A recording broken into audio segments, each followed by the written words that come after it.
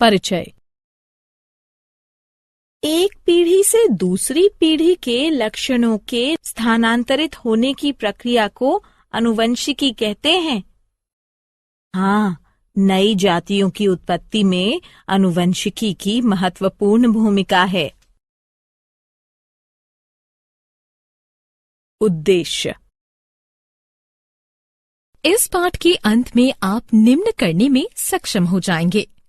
आनुवंशिकी को परिभाषित करना, जनन के दौरान रूपांतरण के संचयन को समझना, वंशागति लक्षणों को समझना, लक्षणों की वंशागति के नियम, मेंडल का योगदान को समझना, प्रभाविता के सिद्धांत की पहचान करना, विसंयोजन के नियम को समझना, स्वतंत्र अपव्यूहन के नियम को समझना, ये समझना कि लक्षण कैसे परिलक्षित होते हैं, लिंग निर्धारण की प्रक्रिया समझना, जनन के दौरान विविधता का संचयन, माता पिता तथा उनकी संतति में उत्पन्न होने वाले अंतर तथा भाई बहनों के बीच अंतर को विविधता कहते हैं। केवल वे विविधताएं वंशागत होती हैं जो जीवधारियों की जनन कोशिकाओं में दिखाई देती हैं। ये विविधता जाति का निर्माण करने वाले गुण सूत्र में जीन के संयोग से अथवा उत्प्रेरण के कारण पैदा होती है। माता पिता यानी जनक द्वारा प्राप्त वंशागत लक्षणों के कारण शारीरिक संरचना में समानता होती है तथा अंतर बहुत कम होते हैं, किंतु यौन क्रिया द्वारा जनन करने वाले जीवों के आगे आने वाली पीढ़ियों में विविधताएं उत्पन्न हो जाती हैं। एक ही माता पिता की दो संतानें समान नहीं होती, इससे संतति में अंतर उत्पन्न होता है। इस प्रकार प्रत्येक पीढ़ी के बाद विविधताओं के संचयन के कारण भिन्नता उत्पन्न होती है। विकास के लिए विविधता कच्चे पदार्थ के समान है, आनुवंशिकी का आधार है, जीवों के नए प्रकार बनाता है, जीवों को बदले वातावरण से अनुकूलन करने में सहायता प्रदान करता है तथा प्रत्येक जीव को एक विशिष्ट पहचान देता है। वंशागत लक्षण, जो विशेषक व्यापक पदार्थों द्वारा नियंत्रित होते हैं तथा माता पिता द्वारा विरासत में प्राप्त होते हैं, वंशागत लक्षण कहलाते हैं। गतिविधि। मनुष्य के कान दो प्रकार के होते हैं, मुक्त कर्णपाली वाले कान, जुड़े कर्णपाली वाले कान। हम दूसरे सभी के कानों का निरीक्षण करके वंशागति की प्रक्रिया को अधिक अच्छी तरह से समझ सकते हैं। हम देखते हैं कि हमारे कुछ मित्रों की कर्णपालियां मुक्त हैं, जबकि कुछ एक की कर्णपालियां जुड़ी हुई हैं। लक्षणों की वंशागति के नियम, मेंडल का योगदान। लक्षणों की वंशागति के नियम इसलिए आए क्योंकि माता पिता दोनों समान रूप से आनुवंशिक पदार्थ डीएनए का योगदान बच्चे के लिए करते हैं। इस प्रकार प्रत्येक लक्षण माता तथा पिता दोनों के लक्षणों से प्रभावित हो सकता है। पीढ़ी दर पीढ़ी लक्षणों की वंशागति का अध्ययन करने के लिए ग्रेगोर जॉन मेंडल ने 1856 में 7 दृश्य विपरीत लक्षणों वाली मटर पर प्रयोग किए। तने की ऊंचाई, लंबे या बौने पौधे, बीज का आकार गोल या झुर्रीदार बीज, बीज का रंग हरे या पीले बीज, पुष्प का रंग सफेद या बैंगनी फूल, फली का आकार पूर्ण या सिकुड़ा, फली का रंग हरा या पीला, पुष्प की स्थिति अक्षीय या सिरा। एक लंबे तथा एक बौने पौधे के बीच क्रॉस कराया गया। इस प्रकार का क्रॉस जिसमें केवल एक ही लक्षण ज्ञात हो मोनोहाइब्रिड क्रॉस कहलाता है। पहली पीढ़ी में सभी पौधे लंबे थे, कोई भी बीज के लक्षण का नहीं था। दूसरी पीढ़ी में दोनों ही लक्षण संतति में 3/1 के अनुपात में परिलक्षित थे। इन प्रयोगों के आधार पर मेंडल ने 2 नियम प्रतिपादित किए, प्रभाविता का नियम, विसंयोजन का नियम। प्रभाविता का नियम। मेंडल ने कहा कि 2 विपरीत लक्षणों में से संतति में केवल एक ही लक्षण F1 पीढ़ी में परिलक्षित होता है। वे लक्षण जो कि प्रथम पीढ़ी में परिलक्षित हैं, अर्थात लंबाई, यह प्रभावी लक्षण है, जबकि जो लक्षण प्रथम पीढ़ी में परिलक्षित नहीं है, अर्थात बौनापन, तो ये अप्रभावी लक्षण है। विसंयोजन का नियम। मेंडल ने कहा कि किसी भी अभिलक्षण के अगली पीढ़ी में जाने से पहले सबसे पहले जीन्स को युग्मक में पृथक किया जाता है, जो फिर आपस में मिलकर युग्मनज बनाते हैं। इसी प्रकार अपने प्रयोग में मेंडल ने बीज के 2 अभिलक्षण चुने, बीज का रंग पीला या हरा, बीज का आकार गोल या झुर्रीदार। इस प्रकार के क्रॉस जिसमें एक ही समय में 2 अभिलक्षणों पर विचार किया जाता है, द्विसंकर या डाई हाइब्रिड क्रॉस कहलाते हैं।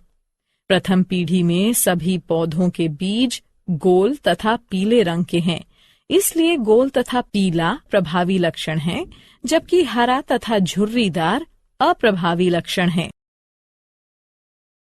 गतिविधि। इस बात की पुष्टि करने के लिए कि पीढ़ी में बड़ा टी छोटा टी तथा छोटा टी लक्षण युग्म वास्तव में 1/2/1 के अनुपात में थे, हम F2 पीढ़ी को स्वयं क्रॉस कराकर F3 पीढ़ी उत्पन्न करेंगे। F3 पीढ़ी में हम देखते हैं कि शुद्ध लंबे बड़ा टी से केवल लंबे पौधे उत्पन्न होते हैं।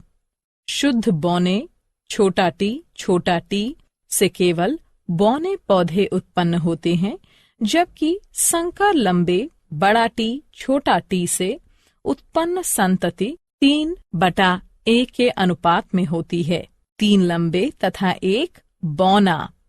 इस प्रकार हम ये निष्कर्ष निकाल सकते हैं कि लंबाई बौनेपन पर प्रभावी है। स्वतंत्र अपव्यूहन का नियम। जनक पीढ़ी में अभिलक्षण के स्रोत के परे अगली पीढ़ी में प्रत्येक अभिलक्षण स्वतंत्र रूप से वंशागत होते हैं। प्रत्येक जीन सेट डीएनए के एक अकेले धागे के रूप में नहीं, बल्कि स्वतंत्र टुकड़ों के रूप में होता है, जिसे गुणसूत्र कहते हैं। इस प्रकार प्रत्येक कोशिका में गुणसूत्र की 2 प्रतियां होती हैं, एक नर जनक तथा दूसरी मादा जनक के लिए। जाति के डीएनए के स्थायित्व को सुनिश्चित करने के लिए प्रत्येक गैमीट हर एक जोड़े के लिए एक गुणसूत्र लेता है जब 2 युग्मक संयोग करते हैं। लक्षण कैसे परिलक्षित होते हैं? प्रत्येक यूकेरियोटिक कोशिका में गुणसूत्र होता है जो डीएनए के लंबे धागों से मिलकर बना होता है। डीएनए में एक कोड होता है जो कोशिका को निर्देश देता है कि अगली पीढ़ी में कौन सा अभिलक्षण परिलक्षित होगा। डीएनए का वह भाग जिसमें अभिलक्षण का कोड होता है जीन कहलाता है। प्रत्येक कोशिका में गुणसूत्र की 2 प्रतियां होती हैं, पिता से 1 तथा माता से 1।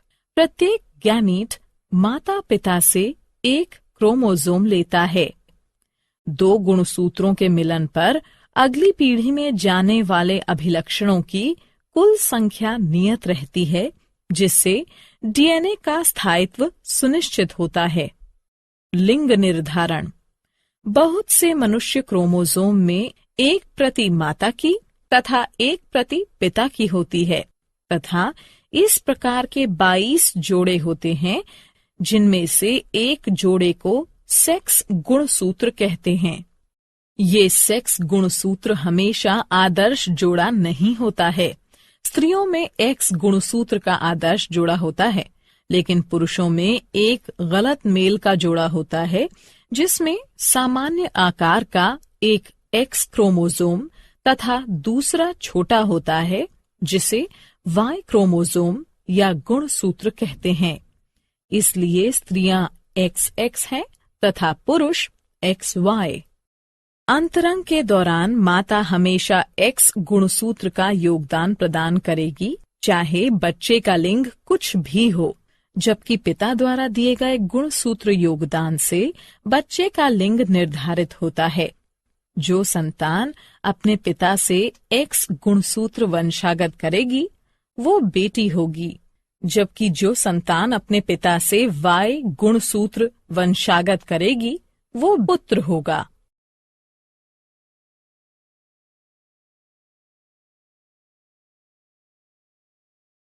क्या आप जानते हैं, आनुवंशिकी नाम बेटसन द्वारा 1906 में रखा गया था। मेंडल को आनुवंशिकी का पिता कहते। सारांश। आइए जो कुछ हमने सीखा है उसे संक्षेप में दोहराएं। पिछली पीढ़ी से वंशागति में एक मूलभूत शारीरिक संरचना तथा साथ में अगली पीढ़ी के लिए उपयुक्त बदलाव दोनों मिलते हैं। वंशागति के नियम उस प्रक्रिया का निर्धारण करते हैं जिससे लक्षण विश्वसनीयता पूर्वक वंशागत होते हैं। पिता तथा माता दोनों समान मात्रा में आनुवंशिक पदार्थ का योगदान बच्चे के लिए करते हैं। मेंडल ने अपने जनन प्रयोगों के लिए विपरीत अभिलक्षणों वाली 7 जोड़ी मटर का प्रयोग किया।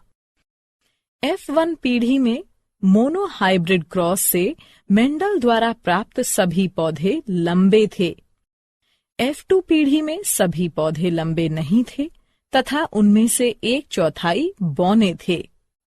इन क्रॉस के द्वारा प्रभाविता नियम तथा संयुग्मों की शुद्धता या विसंयोजन नियम कार्यकारी हुआ। डाइहाइब्रिड क्रॉस में मेंडल को F2 पीढ़ी में 9/3/3/1 का अनुपात प्राप्त हुआ। इससे स्वतंत्र अपव्यूहन के नियम की खोज हुई।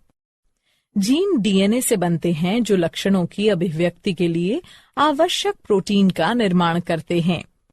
मनुष्य में किसी भी व्यक्ति का लिंग आनुवंशिकी द्वारा निर्धारित होता है। मनुष्यों में गुणसूत्र के 23 जोड़े होते हैं। 23वें जोड़े को लिंग गुणसूत्र कहते हैं। स्त्रियों में XX प्रकार के सेक्स गुणसूत्र होते हैं, जबकि पुरुषों में XY प्रकार के सेक्स गुणसूत्र होते हैं।